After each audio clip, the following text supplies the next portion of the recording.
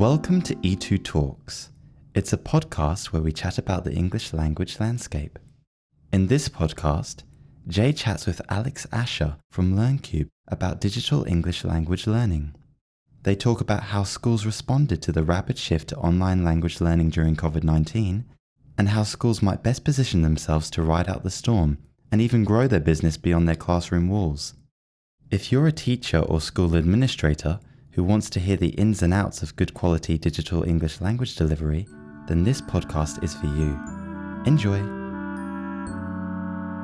Hello everybody, my name is Jay. I'm one of the expert teachers here at E2 Language, and today I am talking to Alex from LearnCube. How's it going, Alex? Yeah, great, Jay. How's it going too? It's going well. Things are well. Things are cold here in Melbourne. You're over in the UK, is that right? Yeah, I'd almost say balmy London, or at least it has been over the recent weeks, which is very unusual for a Kiwi over here in London, but loving it. It's good. There you go. Nice. Alex, do you want to introduce yourself and talk about where you work and what you do? Sure. So my name's Alex Asher. I'm the CEO of LearnCube, and we specialize in a virtual classroom made for language teaching with an online school that wraps around that, providing everything that someone might need for teaching online. Okay, and that's become particularly relevant recently with coronavirus and COVID.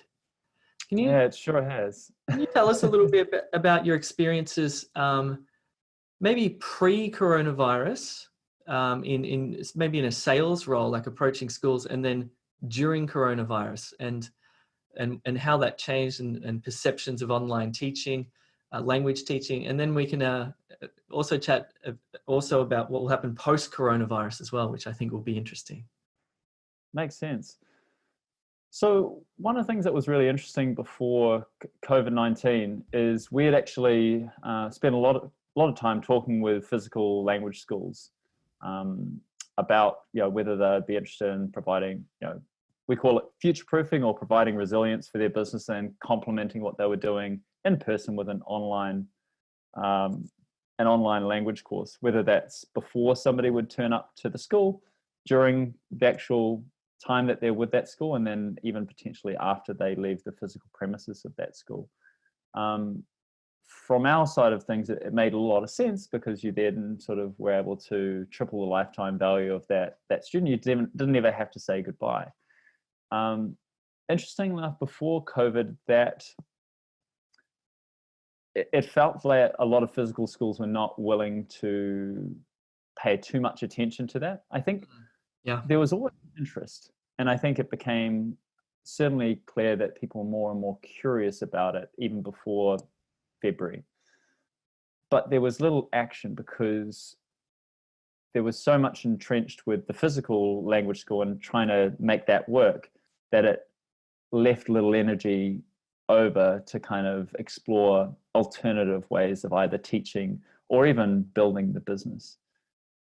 When COVID hit, it's changed a lot of that because there was no longer I've got the luxury of time to think about this, and it really forced a decision within and it was interesting because you could see people going, I'm interested because lockdown may happen, and it was clear that lockdown was happening already in Italy. It was clear that it was already happening in other countries, but there's still a perception like, and this is England, we can all see what COVID's done to the UK, but there was still a perception that don't worry, we'll get through, it'll pass us by, or maybe it won't be so bad. And then it was, and then it was a freak out, and it was sort of jump to whatever tool comes closest first.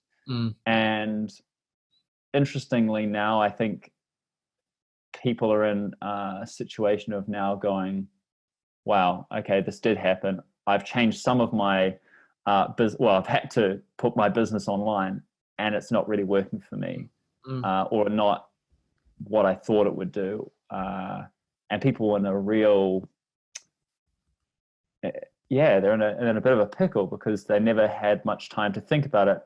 And now they've got a lot of time to think about it, but also maybe less resources, and they're still feeling very on the fence about what to do next.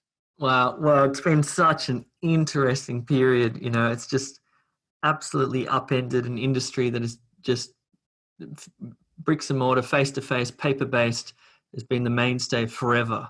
And all of a sudden, within a period, I remember I remember talking to a school after the lockdown had been announced. It was going to happen within 10 days. So basically these schools, and this particular school, had 10 days to get their act together to go online. We're going to go online. And it was like, I remember having this meeting with them because we've been online for the last, 5 years, 100% online for 5 years. And I was trying to offer them advice and also to say you should use our platform, etc. And they just had this stunned look on their face, like they just didn't know what was going to happen. And then they didn't know what was going to happen.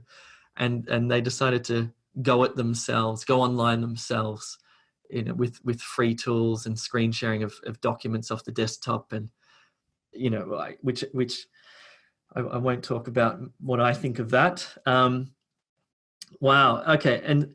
And so what do you think are the perils of using free tools and screen sharing off the desktop?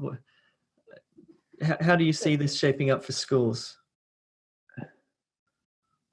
I think there's a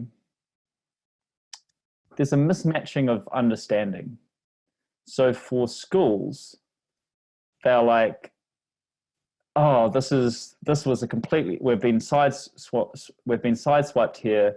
So our students will understand that we just need to do with what we need to do right now to solve their problems. And so freeware for their existing customers, the students that were already paying them, that had already been locked into a contract, naturally they were going to take whatever was given to them. And to be fair, no problem at all with freeware during just a pure panic point of view. Because you're just trying to get through it. But this is like, actually, I'm not going to even go into like a political analogy I was about to bring up. But you've got to use this time, right? The time that you've got using this freeware is not just, oh, well, that's our solution and let's make that better. For me, it's like, use the freeware to buy yourself enough breathing space and properly think about your strategy moving forward. So that's what that's how I sort of see freeware. It's like great as a stopgap, but it's not going to provide the value that a student is expecting. And I think the real shift is this: as soon as our schools have finished off this current round of students, freeware is just completely insufficient to be able to bring new students online and for them to feel like they're getting great value for money. So the perceived value is so different with using freeware. Regardless of even if you thought that the experience could be done as well as using, say, a paid software like either of our products, Jay, but the perceived value is just lower, and that means it's really hard to get the price points you want, that you need to make it viable. And so there's just a bunch of things that don't work until you're using a tool that gives the perception of professionalism and that the experience is properly thought out. Really, really well said. I agree. I didn't really think about that, but yes, you're right. The students who are existing said, cool, we'll deal with this. We understand. New students coming in will just say, no, I'm not into that at all. One of the interesting things that I noticed was complete brand dissolution. You would have a school in the CBD of Melbourne that's been there for 20 years and it's got a great reputation, great branding, a great building, great address, location. And all of a sudden it just didn't exist anymore because using the freeware materials, there's no logos, there's no white labeling available. They're just floating out there. I think it's quite helpful to think of in terms of what people are already familiar with, right? Like, so if you had this incredible, let's just use an example of Harvard, right? Everything's all Harvard. The brand is Harvard, everything is amazing. When you go into the campus, you feel like you're in Harvard. Everything's beautiful. All the lawns are done. And then the next day they say, hey, look, you can also join Harvard in Invercargill in the bottom of New Zealand. But when you get there, it's just going to look like an ordinary building, and we might not even put a logo on. We'll just tell you on the front, it will say Harvard, but we're not going to use any of our branding. Yeah. And then you go in there and there's no one there to meet you. But don't worry, just go and find a room. Or actually, there's kind of a door if you see it, it'll be open. You just go in there, and that's the room that you're going to be in. The teacher, don't worry about him. He'll put up his hand. You might not recognize him because he won't be looking different to the students. But don't worry, that's actually the teacher. He'll put his hands up and he'll say that, hey, look, guys, I'm going to be the teacher. There won't be any books. Don't worry about that though, because he's going to talk to you, and you're just going to talk for the 8 hours that you're there. But don't worry, you're going to have a great experience. You won't be able to tell anyone because there's no one there to meet you, and you won't have any way of contacting them. But we'll leave a form there for you. Like, we'll leave a little survey, and you can put your name and kind of any problems that you have, put it in there. And one of our staff, you won't know who they are, but they may turn up and respond to you sometime. We're not too sure, but it's going to be great. And now the cost price is the same. We are going to be wanting you to pay $10,000 up front. But don't worry, you're just going to pay through PayPal, which is not a problem. I mean, I know that you're familiar with PayPal, but also, you're just going to know that you're going to get, it's going to be great value. You're going to love it. You know, would you buy that? I mean, it's no. It's an incredible situation. You and I would both agree that schools have done a tremendous job in dealing with the situation because it's been radical. I think one of the most interesting things about this situation is you could take an incredibly talented, experienced classroom teacher, you know, who just knows this stuff back to front. You know, they can walk into a class and without a lesson plan and teach something radical, and all of a sudden you put them on a computer where they have to screen share and use documents. I mean, that technological barrier can really impede a good teacher from actually delivering a good class. You know, I think a lot of teachers probably felt that way. Perhaps some of the younger teachers would have fared better with just being more familiar with tech. I don't think it's an age thing, but probably something there. Anyway, that's another interesting aspect. All right, so Alex, do you think these issues that schools have faced with this rapid transition to online, do you think they're solvable? Do you think there's something there that's not just salvageable? Do you think they can actually produce a high quality online offering? Yeah, 100%. I mean, all of what I was mentioning before, all of those have solutions.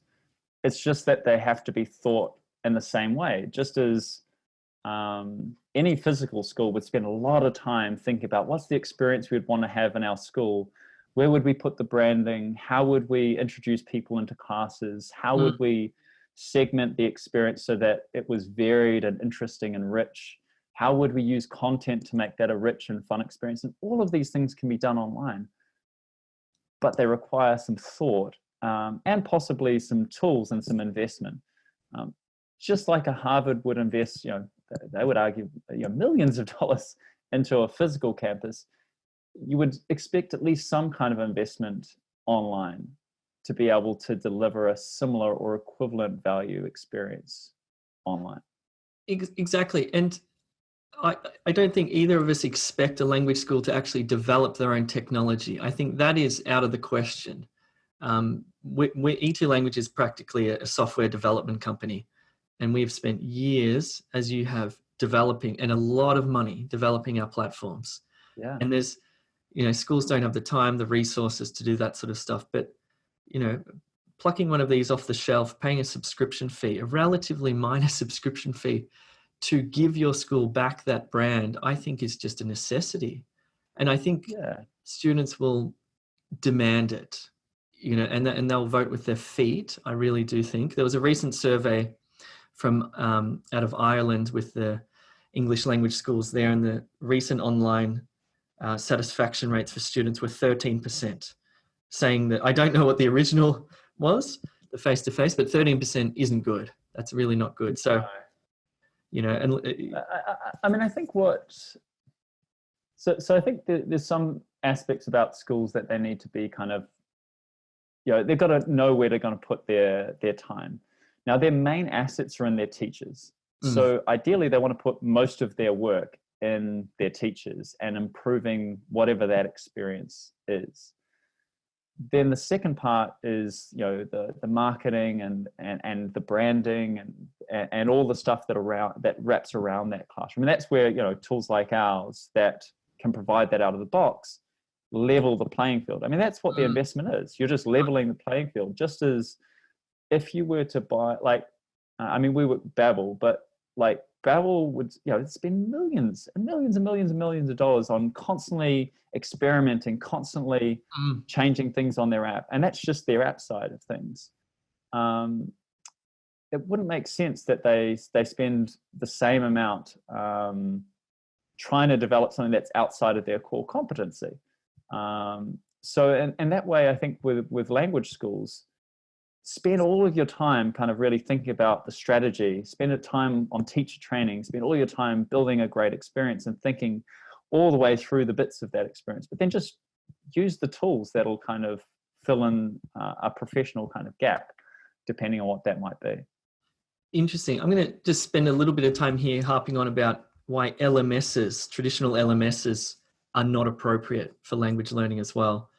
Sure. These are the sort of the big industrial enterprise versions that universities typically use. And, a few critical issues with them are that the authoring tools, let's face it, are not very good. They don't produce, certainly they were never produced or purpose built for language learning.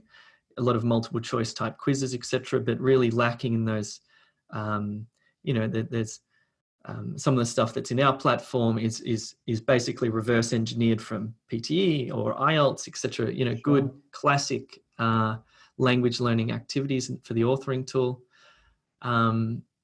Also, I find LMSs to be clunky. User experience is clunky. They function really well as student management systems and document management systems, but the emphasis really isn't on the teaching and learning, I don't think. I've spoken to instructional designers that would certainly say the same thing, back me up on that. And the other key critical aspect here is, they're expensive and they require, IT professionals to integrate them. A critical thing though is they don't have payment gateway systems built into them. So, they're very centralized. So they still do require the students to be coming to you. Whereas you can't really send out courses out into the world with a PayPal built into it or voucher codes, etc. So anyway, that's my gripe with LMSs. So I would certainly recommend if schools are thinking, I'm going to go and get a Canvas, I would really not recommend it. It's not agile. It's not built for the size of school. It's not purpose built. Anyway, that's my gripes. I don't know if you've got anything to add to that or you want to stay out of that. No, I think one thing I would like to add around a online school experience is it's not like a physical school in a way. And part of that is because you need a lot of students to be able to fill group classes. So when you think about an LMS is typically made for either a general education, like let's just call it a high school, or let's say a university. Either way, you've got all of these people coming in, and then they're manually kind of put into these different areas, and you've got enough people to kind of fill out those classes, and it sort of works out. Now, what a major problem for a physical school going online is you may not actually have that same volume of students. Again, you've got a bit of a pickle, because if you don't have a high enough perceived value in the courses, people aren't buying. And also most schools have been relying on agents to provide those students. And unless you have a whole bunch of students that are all of the same level, all have the same goals, then you're kind of just throwing them, particularly if you are using an LMS, you're just throwing them at a one size fits all, which again has, I think, its own dangers. Definitely. Because we're all very different. We all have very different motivations. So if a course is created in a certain way that isn't aligned with my goals, I immediately feel that I'm not going towards my goal. For sure. Teaching and live teaching can bring me back and make me feel like I'm on my own path and I'm going the path that makes most sense to me. But this is where LMSs and I feel online courses can feel quite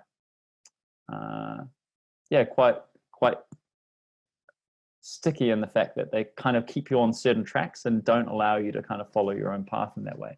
I don't know if you have any views on that, Jay, but certainly Yeah, I mean, we've thought long and hard about how to make online courses engaging, and this is a major issue just with online language learning in general. I think what's critical is students need two things. They need self-study access and courseware that they can, do in their own time, and they can follow their own interests. They can study at their own level. If they have first language issues, they can go into the pronunciation course and study these particular phonemes or this bit of grammar because, my first language is Korean or whatever. I think that's a critical aspect, but I still do think that live teaching aspect is so essential to make sure that they're actually doing the course, because they'll just lose motivation. It's so rare that somebody will actually self-study a course. Our experience has been that we've had these sort of outliers, and we're like, wow, this guy has done like 99%. This is in the early days before we did actually live online teaching. We're like, wow, who's this guy who's done 90% of this grammar course? And it turns out he is like a rocket scientist from some country, or a brain surgeon. It was you'd look them up on LinkedIn and it's like, oh, right, I see why.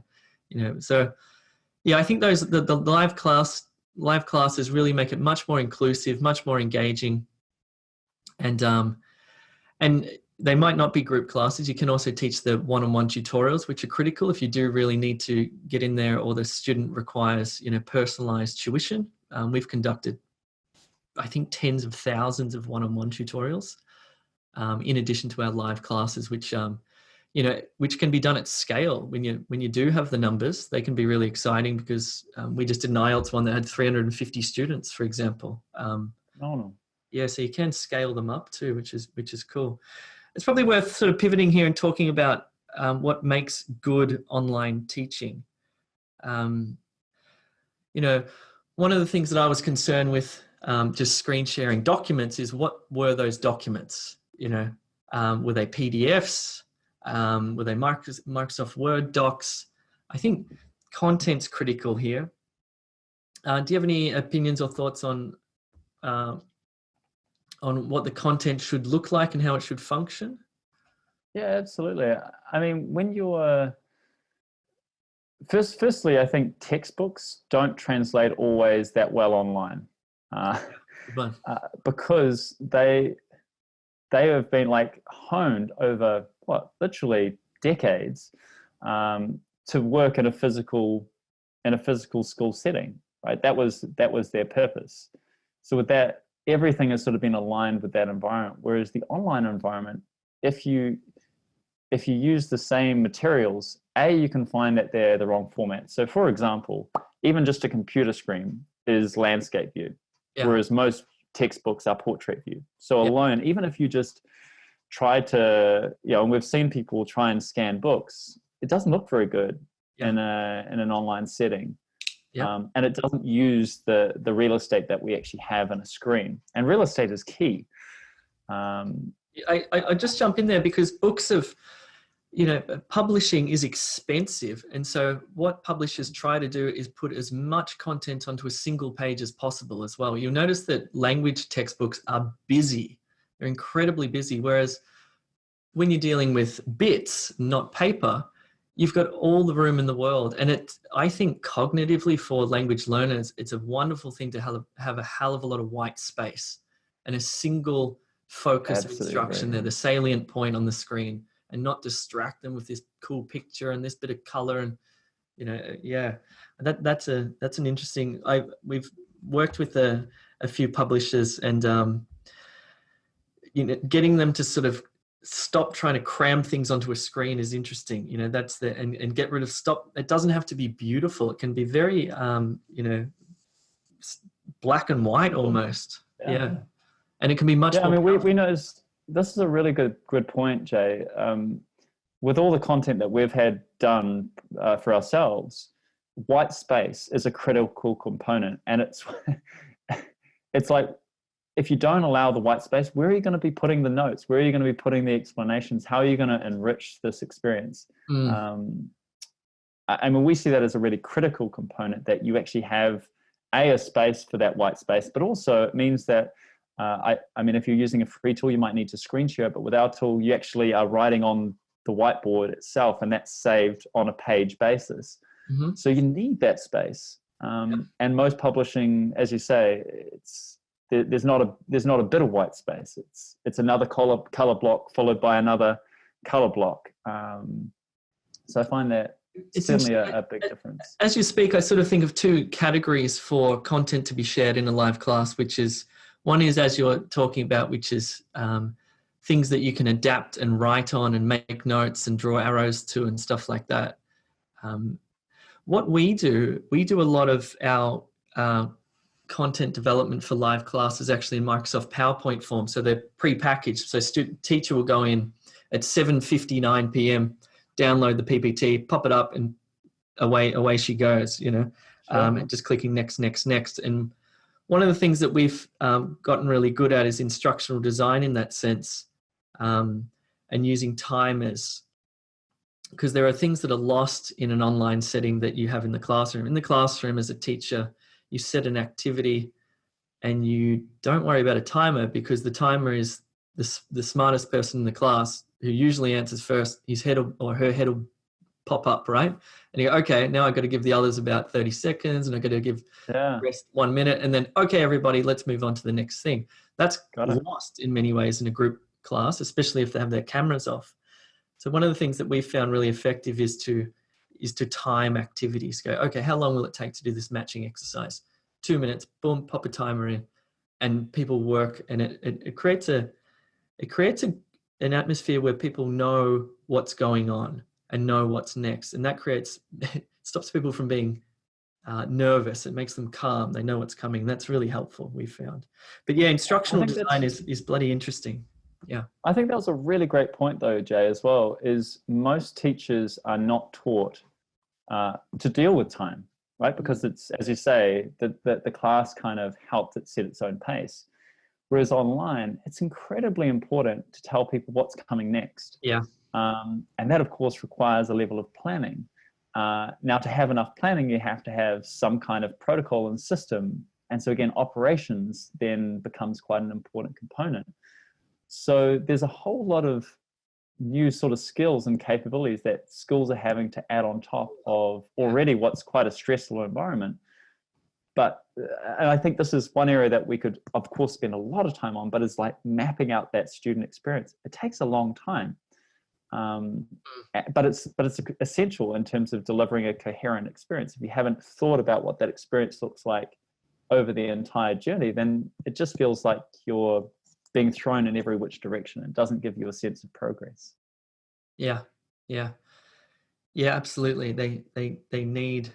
One thing who I've really felt for during this period have been the teachers. At the chalk face. Yeah. I can't imagine how much lesson planning they've been doing recently.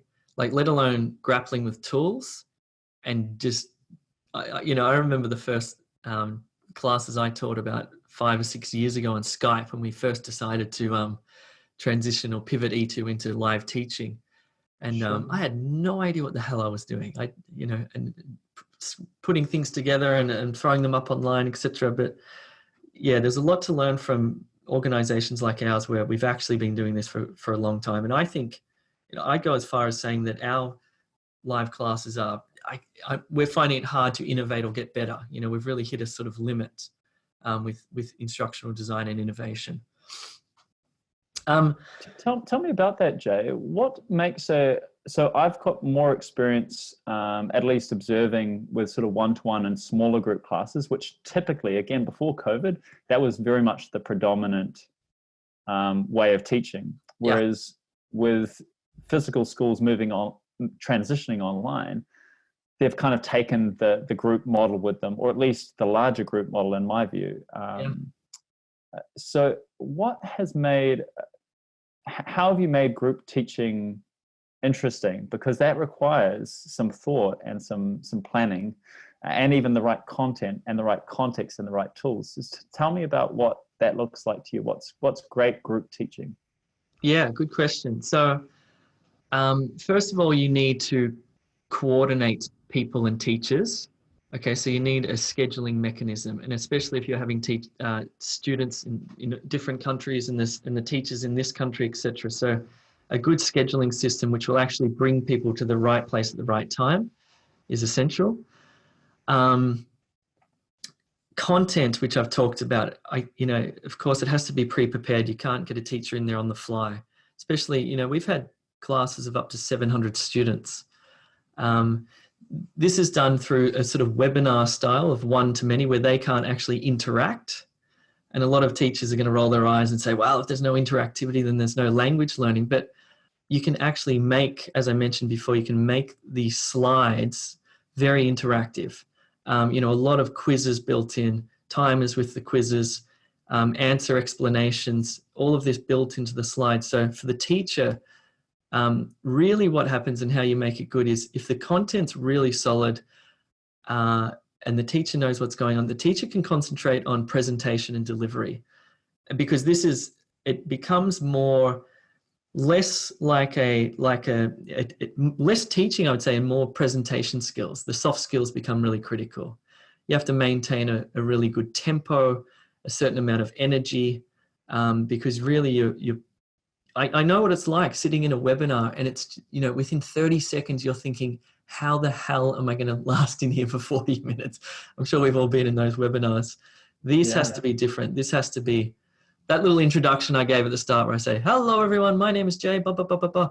That's how I start. I have a set, rhyme that I do at the beginning, which kicks me off into a mode of presentation and teaching.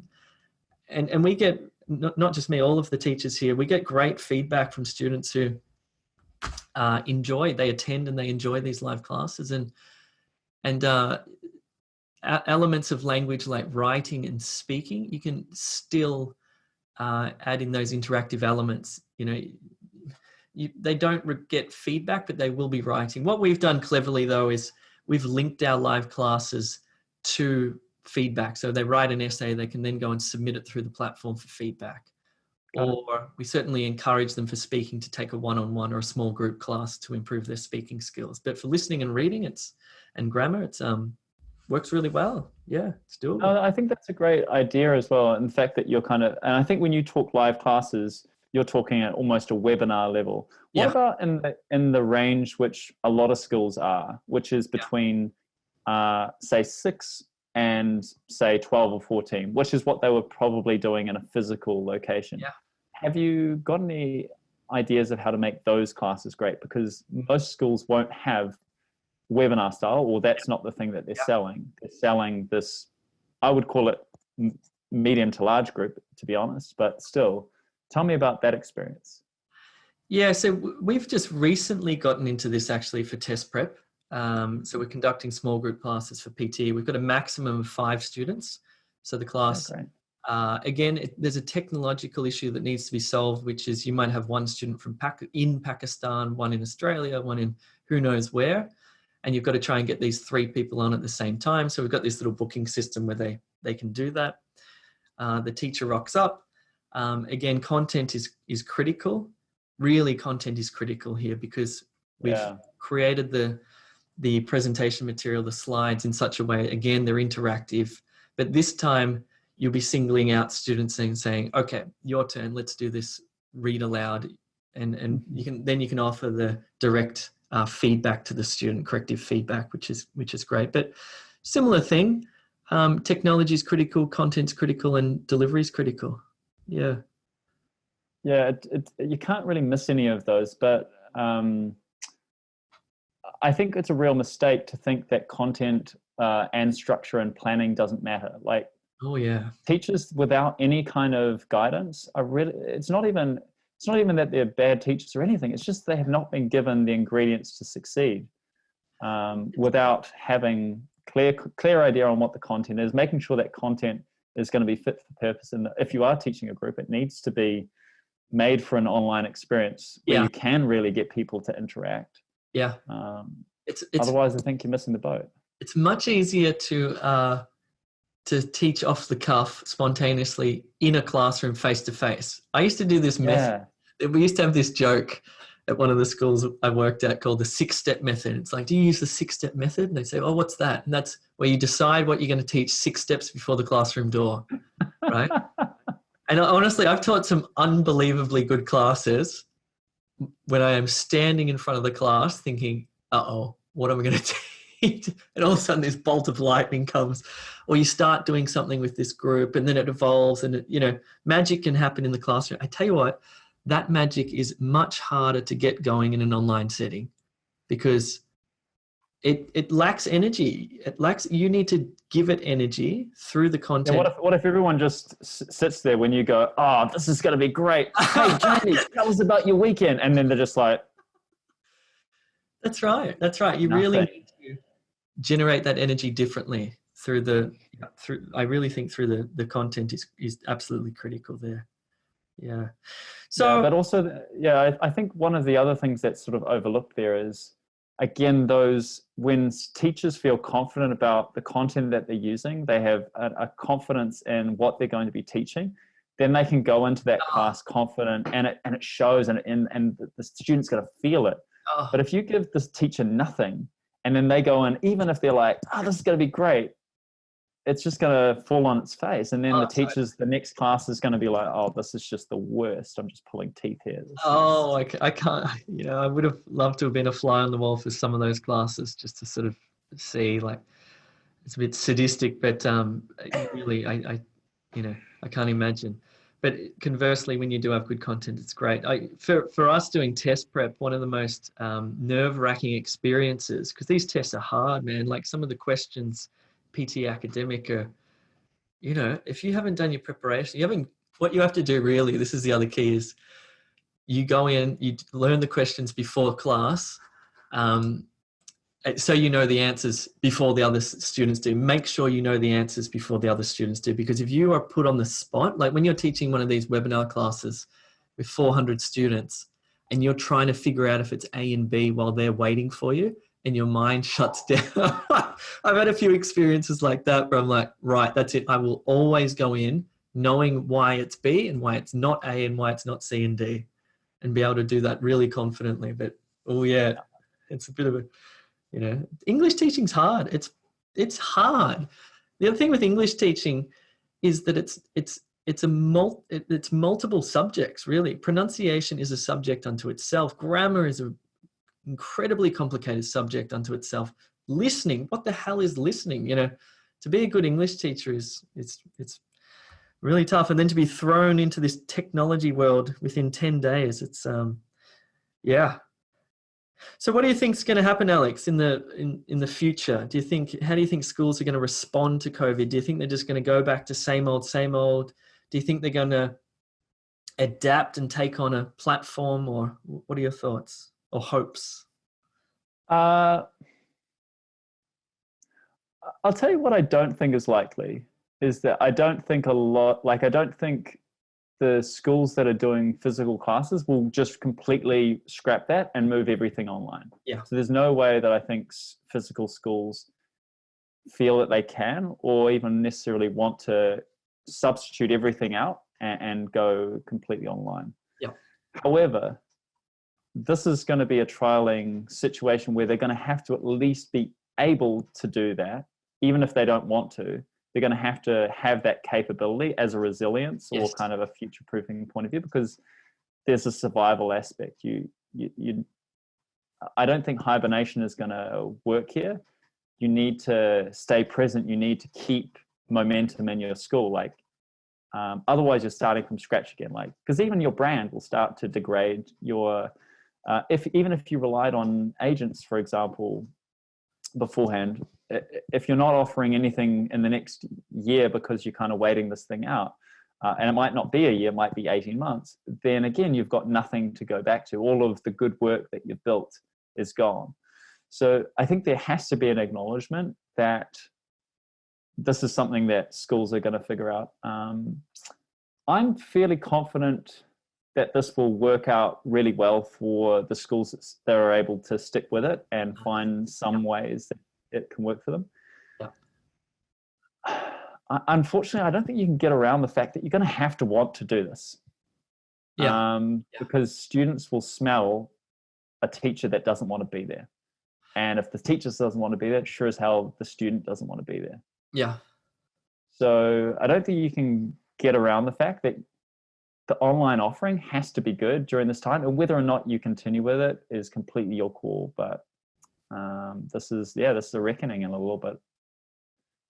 But I think there's going to be huge, and I think there's going to be huge creativity, much more so than I think even before COVID. So we work with a lot of online schools because that's our business. But the schools were starting to look a lot like each other because it was all about streamlining operations, how do we scale, and that kind of makes things more and more the same way.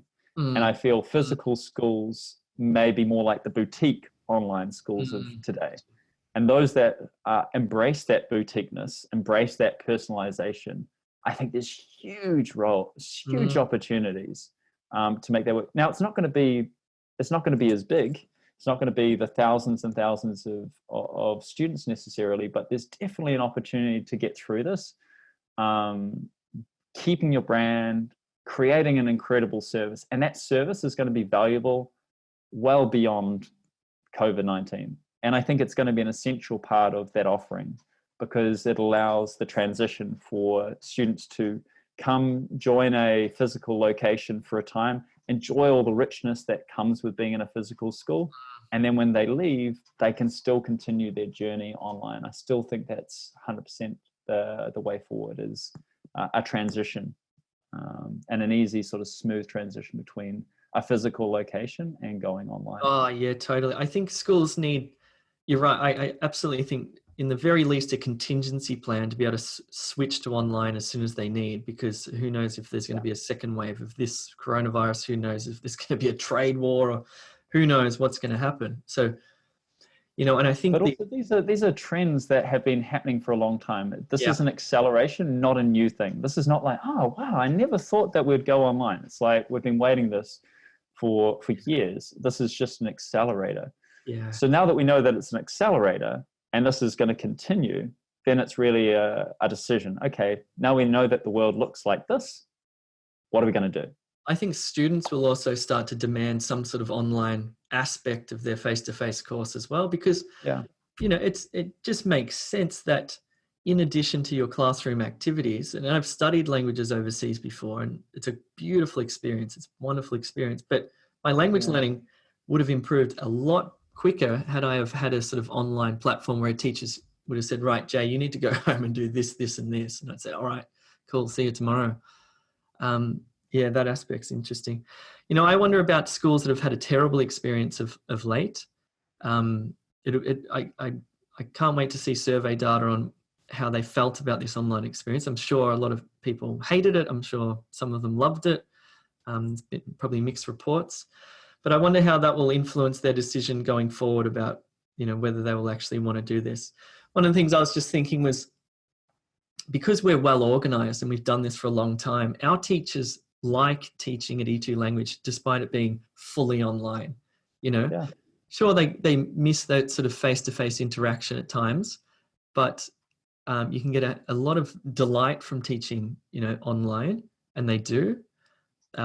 We've had today, we just had two stories. One was a couple of like 11, 12-year-old girls were joined into one of our general English classes with her mum. Another one sent through a video saying about how great it is. There's wonderful things that can happen. So I really hope that's the point though, Jay. Yeah. I think that's really the point, is that this is not a chore. This is not something that's being done to you. Yeah. This is online teaching and online learning is fantastic. If it's done well. Like I'm doing I'm learning French online using a LearnCube virtual classroom, and we actually offer teachers as a service. But we're using one of these teachers, and I'm loving the experience, but I would never go to a physical, like I'd have to go across town, and it would just be a pain for me to go to an actual French class. Right. But to do one-on-one lessons in particular, I think it's an absolute delight. And it's enabled us to do something together that we would have otherwise never have done, because, getting timetables correct, it's just so, there's usually, when you're in a physical location, the timetables are so much more structured and set. Yeah. And I think the flexibility that online offers is phenomenal. I think one of the other things that might happen as a result of this is, obviously some schools have closed, which is sad, very sad. what might happen as a result of this is some schools who do adopt online language learning and do it well, I think they'll actually dominate the market, because what they'll have is a marketing tool, a lead generator that other schools simply don't have. And when that education agent's saying, well, you can go to this school here, you know, let's say I'm in Colombia, you can go to this school here in February, or you can actually go to this school here and start learning English now for free. Oh, I mean, what's the student going to do? He's just going to go, bang, I want to start learning now. Yeah, I mean, I'm nervous about, I mean, agents have been a phenomenally impactful force for a long time in the language industry, certainly over the last decade. Regardless of what agents believe their role is, students are now used to and are going to be looking for going direct with a school. And schools are absolutely realize that they cannot be 100% focused on agents. Agents, again, have a complete role, but just as in any business, you generally have to have, there shouldn't be one point of weakness in a way, right? Like if all of your eggs are in with agents, then for example, right now, if agents can't send you business, you're without anything. Yeah. So I think it absolutely requires schools to invest at least in their ability to directly advertise to and attract and convert leads. And part of that is with the online component, because it's much easier to convert somebody online into an online course. And then once you've built trust as well, you can then also use that either to continue online or to bring that person into your physical school. So I think, again, a smooth transition between that physical location and selling that with all its benefits, and then the online experience and selling that with all those benefits is a key, almost an essential aspect of running a physical school, I would say, in the future. Yeah, man. Yeah, I hear you. I think what the industry needs right now are people like you and me who are enthusiastic and believe in this, and actually can offer some leadership as well, because, you know, I think in Australia at least there is a lack of leadership in this area, and people aren't. There are some universities, I can certainly think of a couple of universities with people who have really done it well, and the specific people. But overall, I think the number of people who really get online language learning is very limited. Yeah. I think they just need a push, but I do think, I think you'll resonate with this, I think they need to partner. They need to partner with an existing company like ours or like yours, because doing it alone or using an LMS or not doing it are just going to be detrimental. Not doing it is not an option. Like not doing it is assuming that we're going to go back to the old world. I don't think there's anyone that is going like, okay, so we're going back to exactly the way things were. It's just, that's not going to happen. So then it's simply just acknowledging, hey, look, just because I'm not good at doing this now, doesn't mean I'm not, I can't get better. Yeah. Sure. And part of getting better is just simply going, hey, these are the things I'm really good at. These are the things that I'm not. Okay, who am I going to need to partner with to fill those gaps? Yeah. And again, that's where I hope that you and I can help with this, Jay. Fill in the gaps that people are missing, whether it's experience or understanding how to sell, market, or even deliver a really great experience. Yep. And from there, I think there's a really positive outlook beyond this, but we've got to get through this crisis. Cool. So how can people get in contact with you, Alex? Sure. You can contact us. Certainly check out our website, www.LearnCube, LearnCube.com, just in case my Kiwi accent makes it hard for people to understand. And otherwise, please contact us at info@learncube.com. Cool. Thanks very much for coming on the podcast. Thanks again, Jay. I really appreciate it. Thanks for listening to E2Talks. Remember to check out e2language.com for PTE, IELTS, OET and TOEFL courses, and if you need help with general English language learning, check out e2school.com. Thanks.